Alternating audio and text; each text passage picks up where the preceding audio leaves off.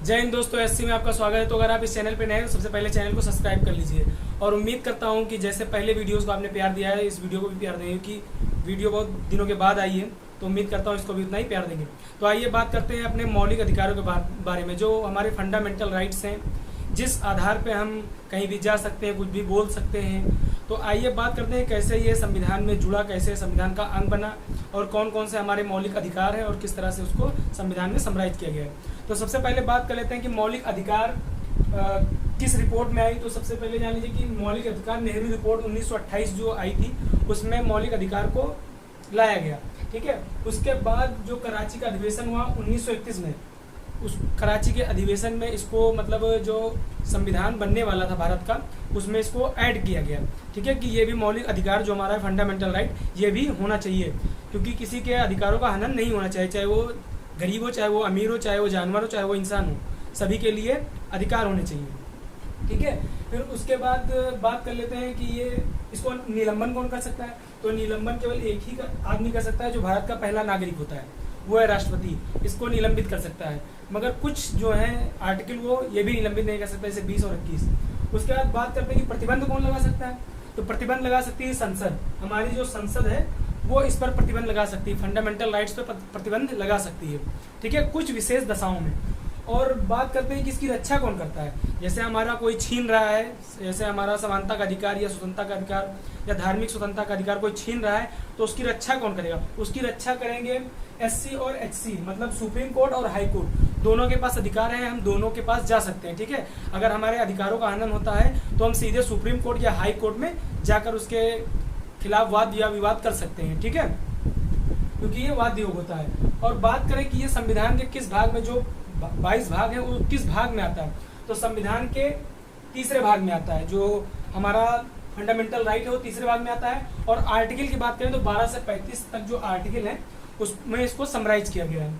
और इसको Magna carta कहा गया है, जो हमारा फंडामेंटल राइट्स है उसको मैग्ना कार्टा कहा गया है। ये फ्रांसीसी वर्ड है, मगर इसको यूज किया गया था ब्रिटेन में पहली बार। और बात करें कि इसको लिया कहाँ से गया है, फंडामेंटल राइट्स की जो थीम है उसको लिया कहाँ से गया है, तो यूएसए से लिया गया है। ठीक है, और इसको ना कोई पब्लिक छीन सकती है, ना कोई गवर्नमेंट छीन सकती है, बस कुछ विशेष दशाओं में संसद या राष्ट्रपति उस पर निलंबन या प्रतिबंध लगा सकते हैं।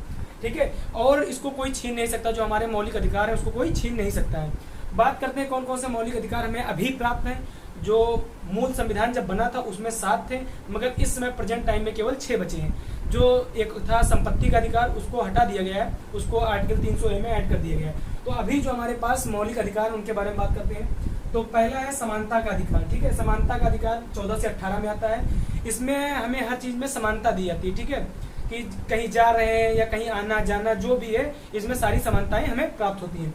दूसरी बात, स्वतंत्रता का अधिकार 19 से 22 में आता है। स्वतंत्रता की मतलब बोलने की स्वतंत्रता, खाने की स्वतंत्रता, रहने की स्वतंत्रता। ठीक है, जो भी स्वतंत्रताएं हैं वो इसमें दी गई हैं। उसके बाद बात करेंगे तीसरे की, शोषण के विरुद्ध अधिकार।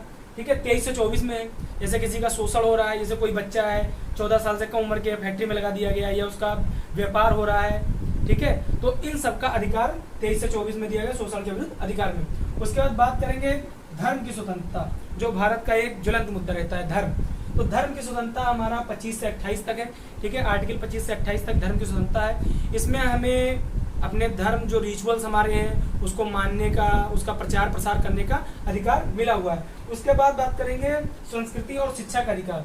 सभी को शिक्षा का अधिकार है। ठीक है, जो उनकी संस्कृति है और शिक्षा, उसको आप मतलब कर सकते हो, किसी भी कास्ट का हो, चाहे वो हिंदू हो, मुस्लिम हो, जैन हो, बौद्ध हो, कोई भी हो, वो अपना शिक्षा मतलब या संस्कृति या अपना स्कूल खोल सकते हैं, जैसे मदरसा खुल जाते हैं, या फिर कुछ भी खोल सकते हैं, जैसे अपने धर्म के अकॉर्डिंग जो भी चाहे वो खोल सकता है और उसका प्रचार प्रसार कर सकता है। उसके बाद करेंगे संवैधानिक उपचार का अधिकार। ठीक है, ये सबसे इम्पोर्टेंट है, जो आर्टिकल 32 है, इसी के अकॉर्डिंग हम जा सकते हैं। ठीक है, और रिट जारी करवा सकते हैं, सुप्रीम कोर्ट, हाई कोर्ट जा सकते हैं। यही समझ लीजिए मेन है, इसी को संविधान की आत्मा भी कहा जाता है।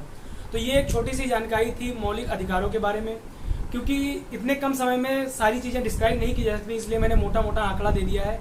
आशा है कि आप लोगों को वीडियो अच्छी लगेगी और जल्दी और इंटरेस्टिंग वीडियो के साथ मैं आता रहूँगा। आप लोग वीडियो अगर अच्छे लगे तो शेयर करिए, लाइक करिए और चैनल को सब्सक्राइब करिए और ढेर सारा प्यार दीजिए। जय हिंद।